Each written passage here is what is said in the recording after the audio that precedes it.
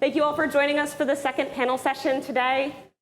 My name is Kieran Ficken-McNeese. I'm the Director of Sustainability Programs at Measure to Improve, a sustainable agriculture consulting firm that serves the fresh produce industry. It's a little early still. Measure to Improve is a certified B Corp. We were founded by a lovely woman who is here with us today, and she is from a farming family here, and so we work for produce, and we work just with produce.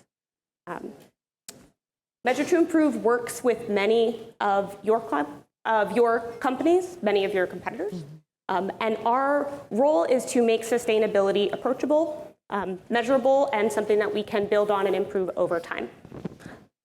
The panel session today is really about this question of buyer sustainability requests and buyer sustainability compliance.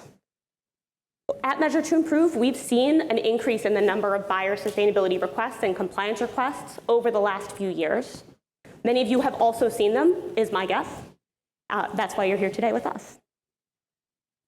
These requests have also changed a little bit over time, and we're going to talk about that some today.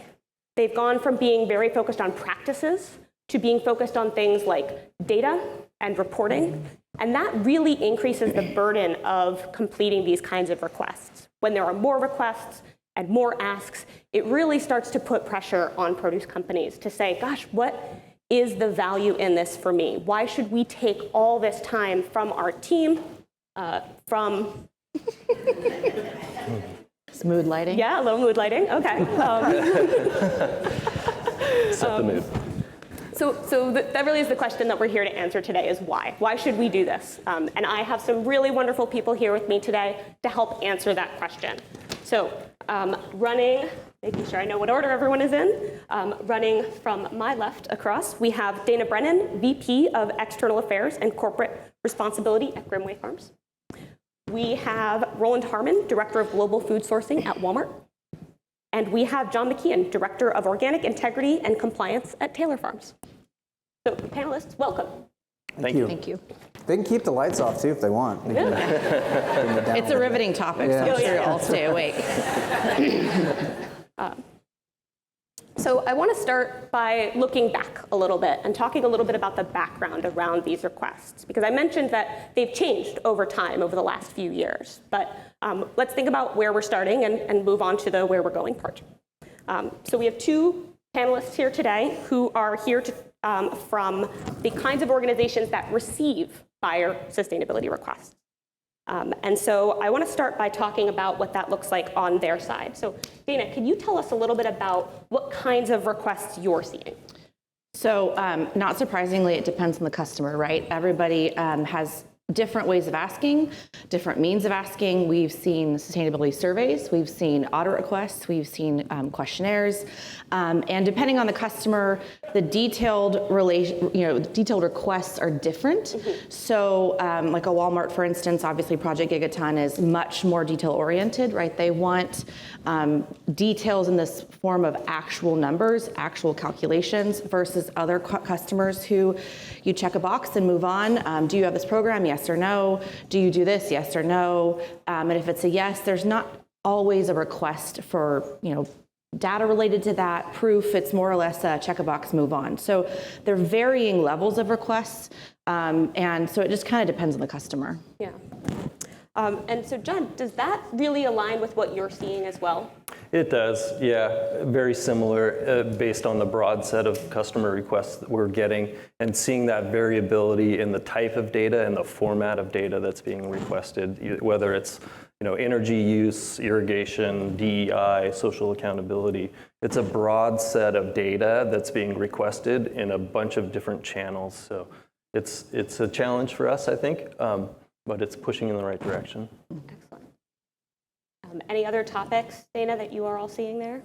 No, I think we'll get to this a little bit later. It really is interesting where some of these questions are being housed, right? Our food safety team is getting these questions, and audits are, social audits are including more environmentally sustainable questions. Then we have QA, same thing. So we're finding a lot of times, I got one just 2 days ago where it was from our sales team, and it was to 15 of us because it could be QA, it could be food safety, it could be ESG related, all of those things. And so it doesn't always come in a clear-cut sustainability questionnaire. questionnaire or initiative. It's sometimes spread throughout other questions related or coming from customers.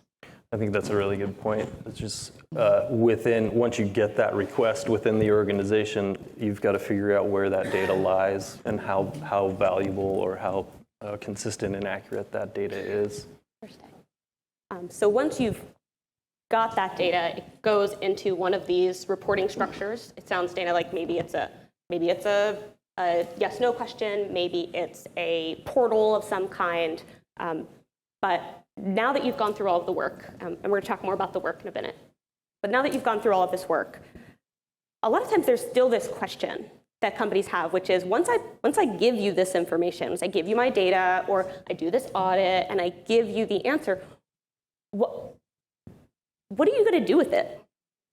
What happens to my information, and why did you ask for this? And so, Roland, I think it's no secret that Walmart is one of the big askers for data in this space. And I'm wondering if you can tell us a little bit about why Walmart asks for what it does, or why any retailer would ask for this, and then what you do with this information, how it gets used. Of course, yeah. And you know, Walmart, we can never settle for yes and no answers. We like open-ended things. So in the retail sector, the majority of the emissions don't come from our stores and operations distribution centers, and that's the same for every retailer. And we do have our own internal operational goals to have zero emissions usage by 2040.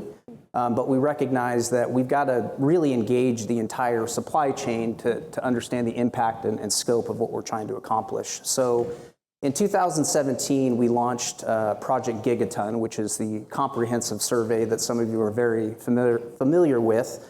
And the goal was to reduce or avoid 1 billion metric tons of greenhouse gases out of the global value supply chain. And my son overheard, he's 14, he overheard me making that statement one day, and he said, "How much is 1 billion metric tons?" And I said, "Well, Coop, it's a lot." And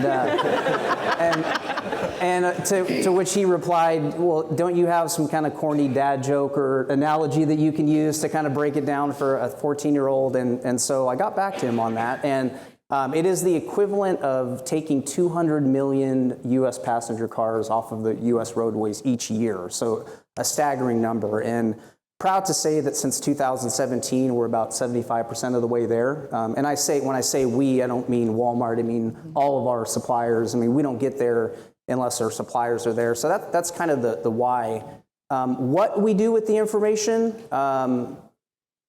no one's business. No, just kidding. I think I should start with saying what we don't do with the information. We don't use it to leverage against our suppliers to say like, oh, you need to be at a lower price, or oh, we're not going to give you this much business because you're not participating. We don't do that. We don't share the information with other suppliers, and say, oh, this guy's doing that. Why aren't you doing this? Or here's Taylor Farms' metrics, Fresh Express. We don't do that. What we're really using it for is to understand where we stand in relation to our stated goals is the first thing. Mm-hmm. And the second big key is to understand where each of our suppliers are on their journey, so we can kind of lean in and help them, because we see this as a partnership. We're not just going to have them go do work and then just sit back and do nothing in return. So that gives us sort of a look at where we're starting from today and what kinds of, we've talked a little bit about what kinds of information requests come in, and you've heard that there are a lot of different topics that might be covered. John rattled a couple of those off. There is a lot of breadth in this space, both in terms of what you might report to Walmart, what you might report to another kind of buyer. The world is really your oyster in the sustainability space right now. So when we think about that, it makes the actual process of collecting and aggregating this information, it can make it really challenging. You're looking to structure these answers for many different audiences in many different ways. Maybe they're different units. Maybe they're asking a slightly different question, or the question has a slightly different reporting scope, or it runs on a different timeline. And so putting all of that together could really make the reporting process and this compliance piece pretty challenging. Dana, how have you gone about addressing some of that breadth of requests that also have some similarity behind them at Grimwang? A myriad of ways. I would say it is at times herding cats, right? Because everyone's off doing their actual day job. And this is my day, it's not all my day job. It's one of those other duties as assigned until recently, but I would say that it is a lot about breaking down silos and helping them understand why I'm asking certain questions, right? Inevitably, it's because a customer asked, and unless someone in farming or agronomy or in operations sees the questions, they don't understand why I'm asking. So we've had a number of occasions where we've sort of created an internal task force to come together so that they can see the big picture, understand sort of why certain customers want certain data. And yes, your question to insert retailers' questions here is not going to directly relate to the next question I have for you. So understand I'm not trying to be difficult, right? I'm just trying to get the information to the retailer specific to what they're asking. But it's been a very interesting journey, but I would say that we have used that operation and that exercise, frankly, as a way to also look at trends. Right, the last 2 to 3 years even, we've seen a shift in the types of questions, right? There's a lot more in equity and inclusion that's being asked even in sustainability questionnaires. And so understanding that if we can see the trend and start to develop systems internally to track the data in a way that makes our job in answering these questions much easier, everybody will be happier because I stopped bugging them. I stopped calling them constantly. But it's interesting too, and we did an exercise as well where it was like, okay, I know I see all of these questions all the time. There's a handful on my team that see them. But getting that together in one document for the executive team, ownership, and the board in general to see was, we were talking 60 to 80 pages worth of just questions. And we went through the top 10 retailers, I think. We didn't even see like some of the smaller ones because I wanted them to understand these are the things that we're seeing last year, this year, next year. And these are the reasons why we need to have a team like I have now so that there's resources behind ensuring all the data we gather is accurate. Integrity is key in this process for us, as it is for a lot of grower operations. So it was an interesting exercise. It is still a work in progress because the questions never stop coming from retailers, and we want to make sure we're responding in a timely fashion.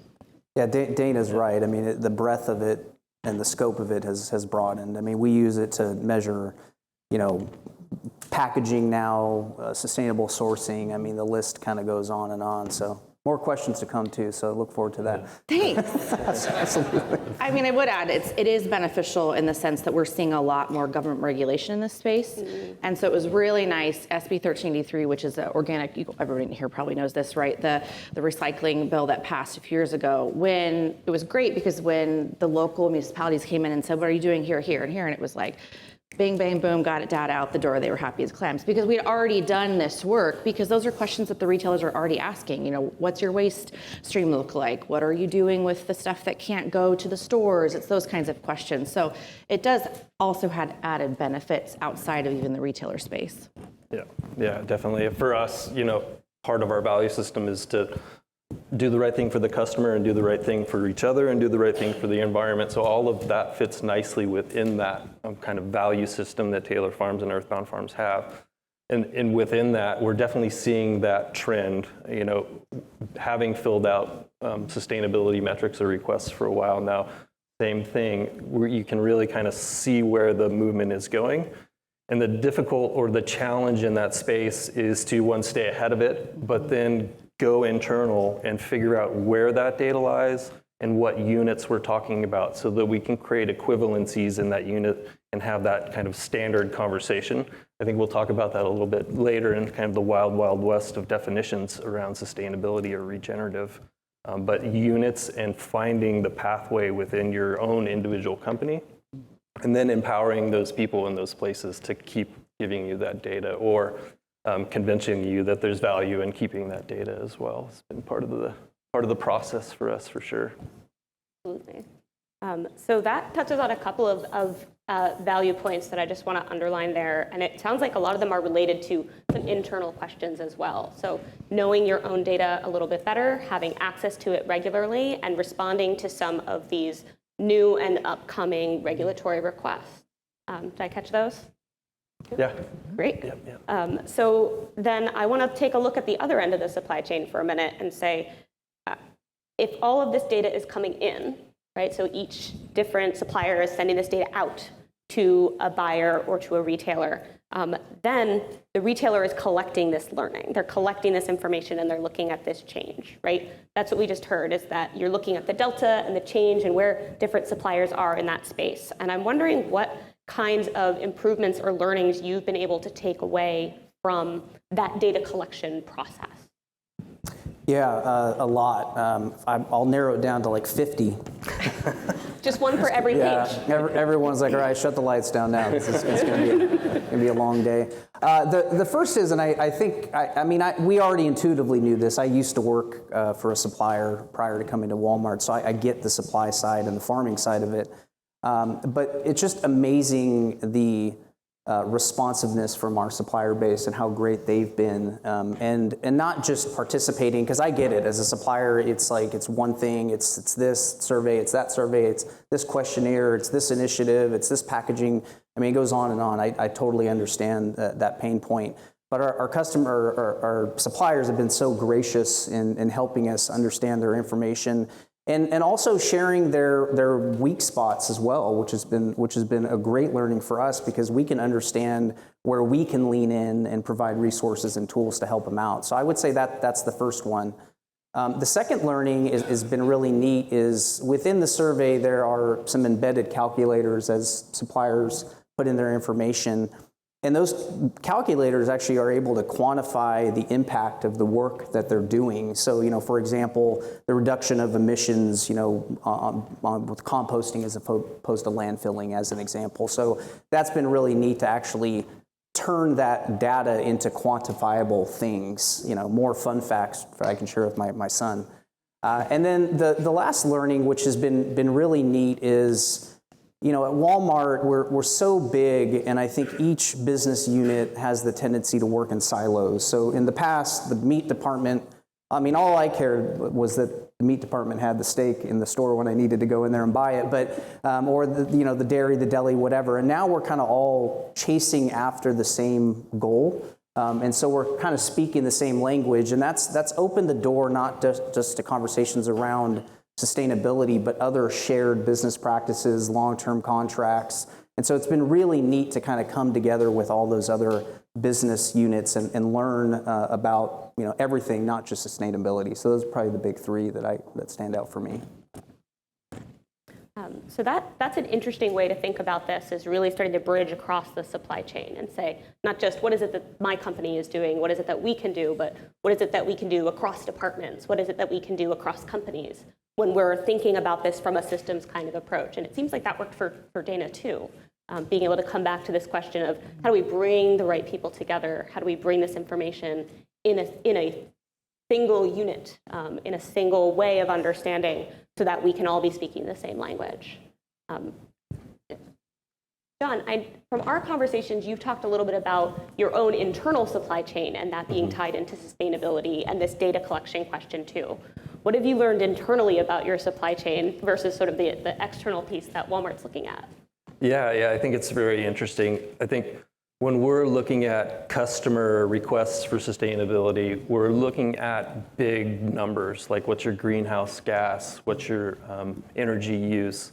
And that's great baselines. And at Taylor Farms and Earthbound Farms, we have a number of different business entities as well. So bringing those concepts together through those entities has definitely been part of that factor. But the other thing that we're seeing is like those are big numbers, and they come from other things. And the other things are now what we're turning to focus on down at the field level and really trying to address the request almost for continuous improvement in this space.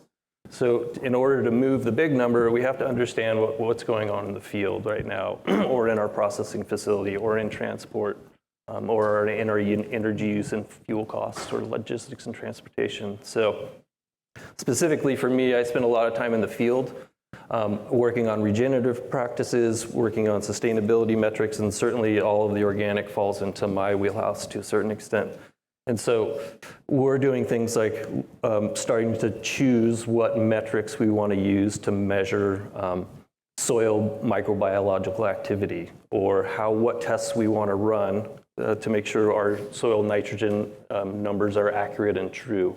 And so then bringing those numbers up into the farming company and saying, okay, what are the trends here? What are our opportunities? And then scaling that up into the bigger businesses to help the corporate sustainability team define things like what is our greenhouse gas emission use? What is our water use? What is our nitrogen use?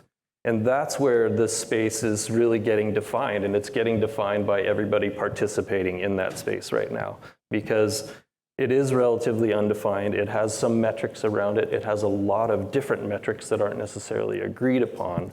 And so by driving numbers into that system and process into that system, I think we're going to get to more a unified approach in how to communicate these values and these numbers forward. Dana, are you running into the same kind of problems around both getting data all the way through your own internal supply chains and connecting all of these business units together? And are you seeing the same challenges with data points and this diversity of ways that we could think about measuring different sustainability aspects?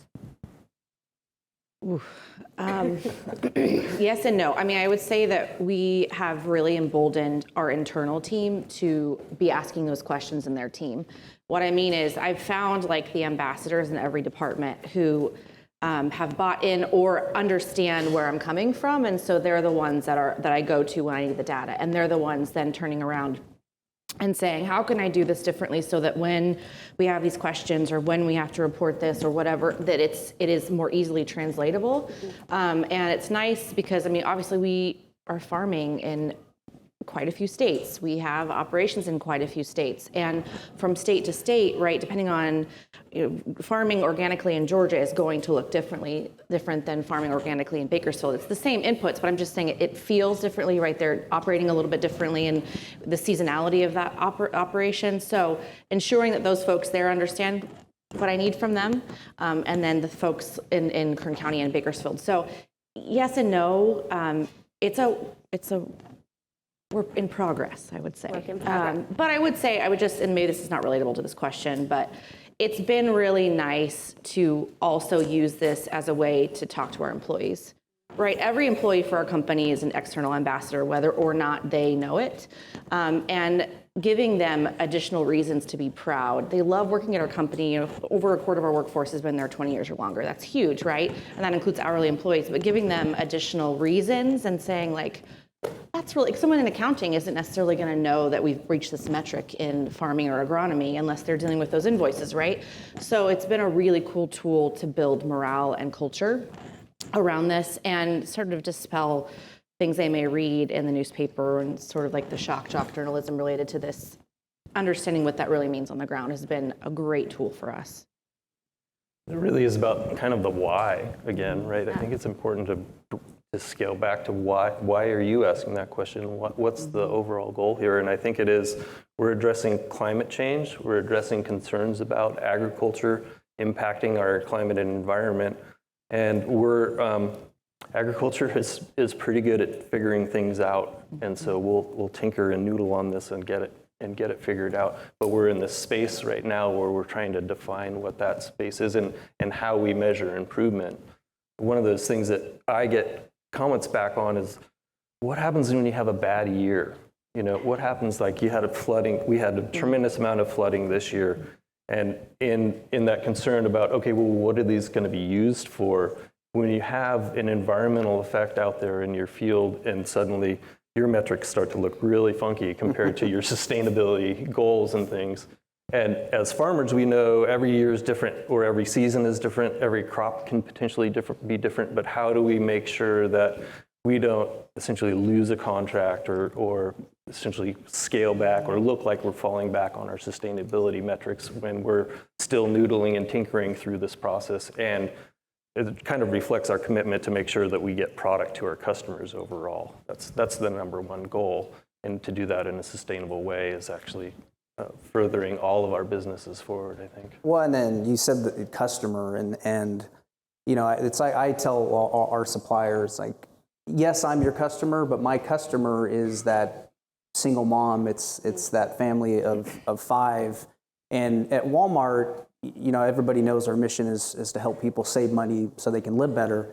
And live better doesn't mean, well, it does, but it's not just affordable pricing, the assortment that they want, a customer can pick up in the parking lot or have it delivered on their porch or have a drone drop it in their backyard, which is a real thing, believe it or not. It's about protecting and helping the earth and the environment and making it a better place for them.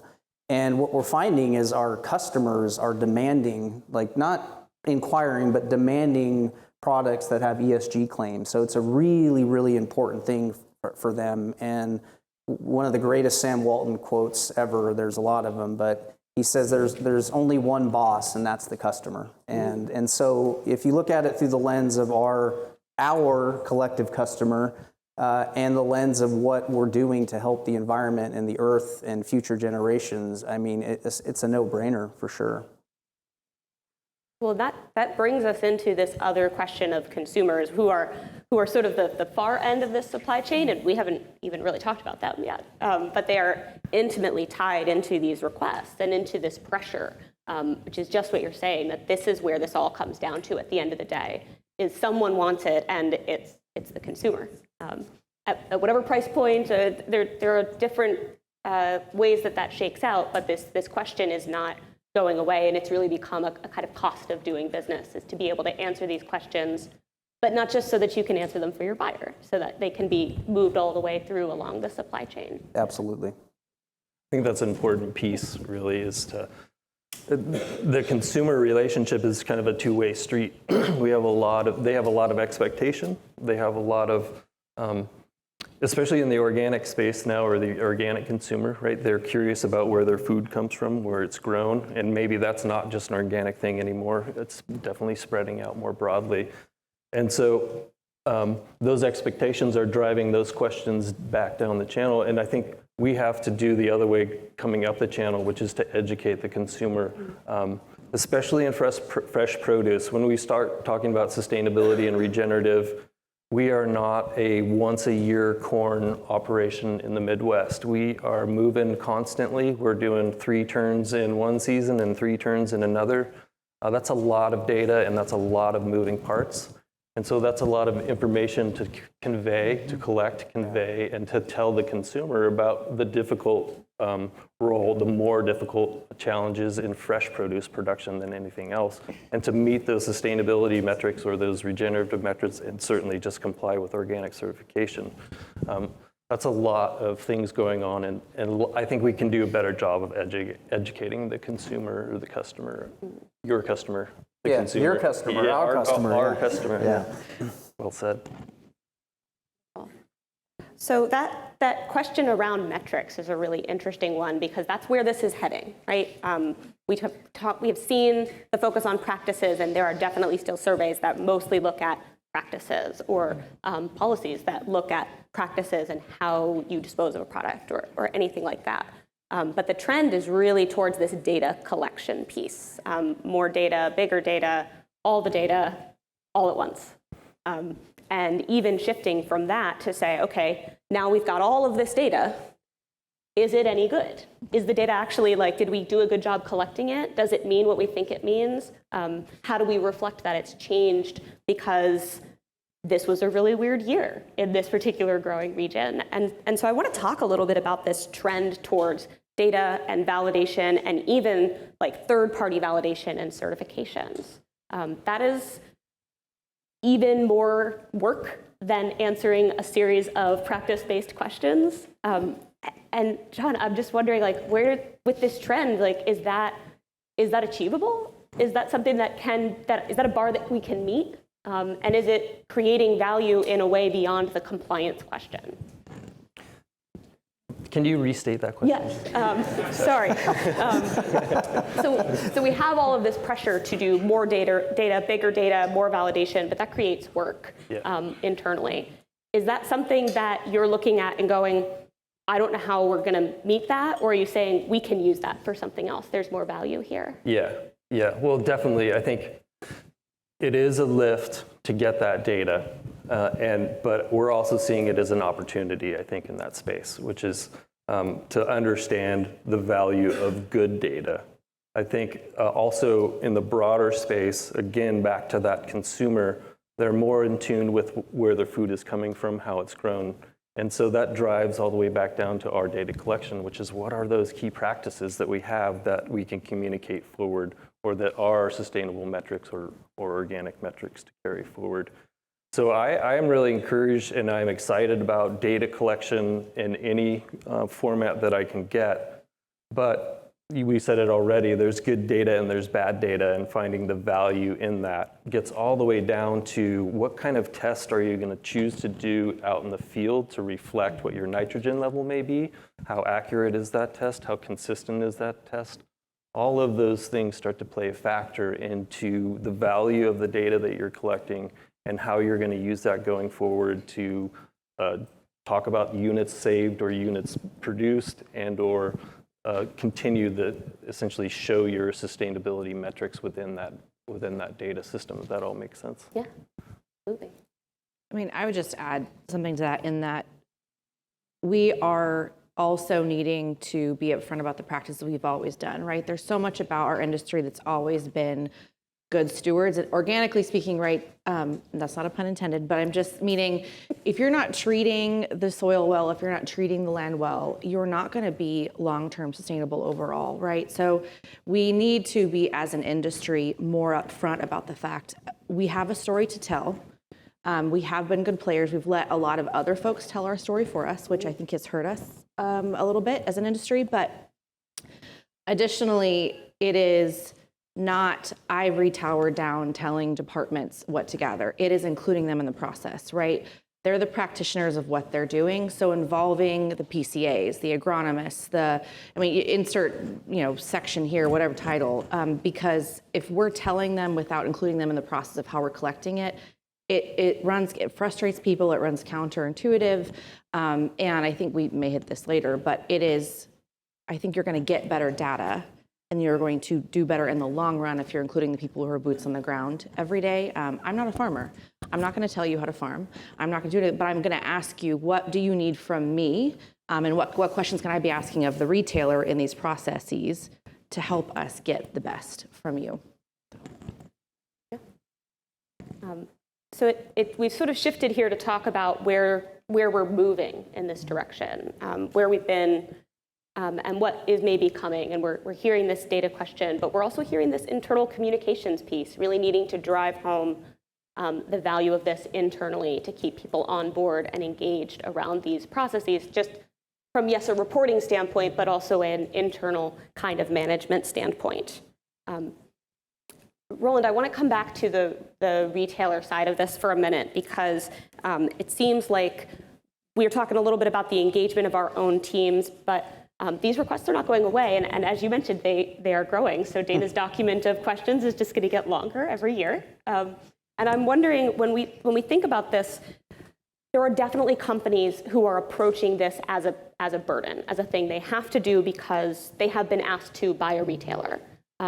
What would you say that you wish that suppliers knew about this reporting process that might help them to engage more? That I'm not the one that wrote the survey. That's the biggest thing. No, I think a couple of things. I think the one is that it is, we don't intend this to be a one-way street survey. As John mentioned, things can happen in the environment. And so when it rains 22 inches, I'm presuming that nitrogen gets pushed below the surface where it can be used, and so you've got to apply more nitrogen and so on and so forth. Or in drought years, you've got to use more, probably have to use more water next year than you did this year, that kind of thing. So I think I would want suppliers to know that this is an ongoing and should be an ongoing dialogue between our sustainability team, between our suppliers, between our sourcing teams, and between our merchandising teams, and we're all kind of connecting the dots there. I would say that'd be the most important one. I think the second one is that, I see it as an opportunity, and Dana mentioned it with her accounting team, is these are great successes, right? And I've been in the produce industry, I'm only 30, but I've been in it for 30 years now, and it's hard. It is a hard industry, and I joke with my team who's here, hi team, that in a couple of years I want to become the crayon buyer at Walmart and not have to worry anymore about Mother Nature and all that. But it's a hard industry to be in, and so to be able to celebrate successes and bring those to the forefront, And it's like I tell my team, it's great that you might be doing great work, but if I'm not aware of it, it's hard to celebrate it. And so bring those things, those inputs forward so we can celebrate your successes, because ultimately your successes are your company's successes, your associates can be proud of it, and our customers can be proud of it, and Walmart can be proud of it. So those are the two biggest things. The third one is, and I'm not, this would really bring the lights down because if I got into this, but there's Gigaton PPA, which is a partnership with Schneider Electric, in which we're offering, or there's an opportunity to get renewable energy for companies that wouldn't otherwise be able to access it. So whatever search engine you use, just punch in Walmart Gigaton PPA, and you can read all about it if you have 3 hours on the way home. And if you're a supplier, you can register and someone will reach out to you. And it's a really great program. So the point is there are tools and resources that Walmart will offer to help suppliers. Again, we're not just wanting them to fill out surveys for the sake of filling out surveys. Yeah, it's an interesting space, really, in bringing those successes forward, and also bringing other departments into that. And I think we haven't talked about it yet, but food safety falls into this conversation in a big way, because those metrics they can be kind of facing the opposite direction. And what I'm seeing is this drive, this push towards kind of more holistic farming in general, is the opportunity to implement those practices and understand them more and better out there in the field, get them kind of up and running and applied. Yeah. So Dana, on the reporting side of this too, we've talked about a need to communicate sort of across the supply chain, and I'm hearing that retailers want this to be a two-way street, and we want to talk both ways. So I'm wondering what from the supplier side, you wish retailers really understood about this reporting process. So I would say, I appreciate the two-way street comment, right? I don't know that as a supplier, we always feel that. Well, not with Walmart. Let me be clear. Nothing. I don't want to get anything thrown at me from your team. Supplier of the Year nominee right here, for sure. Wait, what? But in reality, you're welcome. Uh-oh, yeah. But I would say that it's interesting because I think there have been a number of times in the last year, more than that really, where I've been on the phone with our farming team, and I am not going to answer a question on a survey without first consulting the department it affects, right? That is the integrity piece, right? We're not going to guess. We're going to get hard data. We're going to have the conversations. But the number of times I've had silence on the other end of the phone, and then the team say, literally, that makes no sense. And I'm like, well, I didn't write the question. You write the question. Don't shoot the messenger. You can give my phone number. So that you can say the same thing. Yeah, exactly. But the reality is, right, if we would love for there to be a more interactive process as you're developing audits, questionnaires, insert whatever your company wants to call it, because I think that conversation, if we are the size we are organically, right, if we're having a hard time answering a question, I'm gonna hit my microphone here, sorry, then what does that bode for anyone else in the industry, right? We've got these incredible teams in place. So maybe a more interactive process as you're developing. Does this question make sense to you as a farmer in the field every day? Does this input question make sense to you as a PCA and agronomy team working with your farming team? Those are things that I think we would like to see more of. And we had a meeting yesterday with a customer, and it was a fantastic meeting because it was like, this helps. Like sitting in person, having these discussions is helpful. But right, we're such a Zoom industry now because we're all spread out. But it's like, we'd love to have these conversations more. And I said, well, I would have loved to know that a year ago when we started this process. But it's okay, it's good, but it's one of those things that it just would be helpful if we were involved at the beginning. Not we want to control the process, but we want to say, okay, in real time, what does this question mean in the field to us? Let me help you understand why this is really hard to understand or answer the way you've phrased it. Because everyone interprets differently. So that's, I think, one thing I would say from our side. Yep. But not at all with Walmart, ever. Us too. Two of my favorite people here. And I just met them. This is great. Yeah, but getting that understanding with those departments, and really, I think what we're trying to do is with all of these requests, narrow it down to 5 or 6 key things that we can drive forward on internally that make sense to the grower, make sense to the supply chain for us. And then that way we get the utility of that information internally as well. I mean, we get the big picture stuff for sure, and those are trending lines of analysis that are great for the big business. But when we take it all the way back down to the field level, and we're able to now to kind of narrow in and decide on what microbiological tests we're going to do, what nitrogen tests we're going to do, how frequently we're going to do it.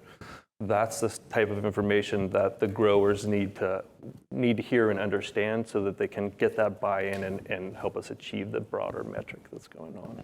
I would add one thing. I had a conversation with a not at our company, a different company, who said, I wish they understood that there's a cost associated with every question they're asking or every requirement, right? Everyone's shaking their heads, right? And we are price takers, right? We have a contract with the retailer, the price is set here, and every time you ask us to do more and more, I'm getting squeezed more and more, and at some point, something's got to give. And so having that apart, and no one likes to talk about money, but the reality is that's what we're looking at on this side of things. Everything costs money.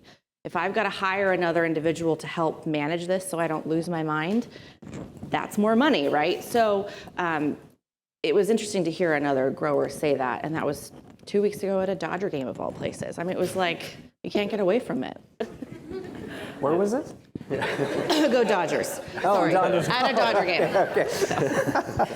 Yeah, sustainability, not going away. Nope. Just coming back up. Well, I know that we are coming up near time here, and so I want to come back to the theme here, which is this question of value. So we've talked about direction, we've talked about change in these surveys and these requests, we've talked about where we might be going, and we've touched a little bit on this question of why companies are even answering these questions, like what has been in it for them. And I just want to come back to that question to kind of close out here. And I'm hoping we can go kind of right down the line and just say what you see as the biggest value in sustainability compliance that you would tell a stakeholder in the supply chain. Let's start there. Start here in the middle? No, I was just kidding. No, I thought I was going to say the line is going like a snake line. Circuitous. Yeah, you're up. It's changing agriculture, I think, is the big picture takeaway, really. I think there's a lot of moving parts in that comment for sure, and there's a lot of things that are going on day to day that are all business related, but when you step back and take a look at what the ultimate goal is that we're moving away from kind of an input substitution or a ground as media agricultural-based system to working within systems, natural systems, and gleaning those benefits from that system and improving agriculture during that process, and hopefully lowering costs and doing a better job of getting fresh quality product to market. Yeah, I would say, climate change that's a real thing. I've told a supplier a few weeks ago, I said, this is now the 5th year in a row that I've heard something has happened for the first time in 30 years. And so every year there's something new that's happening. And so there are things operationally that each company, Walmart has to do, our suppliers have to do internally to kind of work on their own operations. But there are broader systematic issues that we cannot tackle alone, for sure. Mm-hmm. And so it really, the old saying, it takes a village. I mean, it does take a village. And so if we're not working together to do this and accomplish this goal, and the goal is ultimately to leave this world and make this world a better place. I know that sounds a little like, mushy, but I'm half French, so that's okay. I'm excused. But that's ultimately what we're trying to do. We can't do it alone. All of us need to lean in on this for sure. To speak personally, it's twofold, right? There is an expectation from our customer is right the grocery store, the retailer, whose customer is the consumer. But there is an expectation missionally that companies are doing things responsibly, period, full stop, right? And in this culture, the consumer is quick to point that out. And right, that's their right to do so. But I think it's more personal for me in the sense that this space has allowed us to have a really great conversation internally with our employees. And it's been an adventure, a journey, but it's been it's been really nice to see them then take ownership. And I'll use an example and then close. But I had an employee call who worked in shipping logistics and said, hey, we have this problem. I think I have a solution. And it was a solution that involved a local rancher taking carrots so that it wasn't going to the landfill. And it was, which seems so small, right? But seeing that translate to, middle management employee who wasn't in someone I didn't call to fill out a questionnaire, but just it trickled down. To me, it was like a full circle. Like, they have ownership in this. We want them to be a part of the solution because it takes a village, and all of our employees are part of that village internally. And to me, it was like, okay, awesome. Like, the message is getting out for us. And that's just a personal, aha, yay moment for us. Win. Yeah, it's a win. Yeah, it's great to see everybody engage in problem solving and get the ability to do that, to know that you can bring an idea forward, at least in our company. I think it's probably true for most companies, that in this space, you can create solution, and even a tiny solution can have a big impact. I think that well wraps it. We are going to tackle climate change, we are going to change agriculture, and we are going to motivate our teams internally. That's the value of sustainability compliance, folks. Thank you.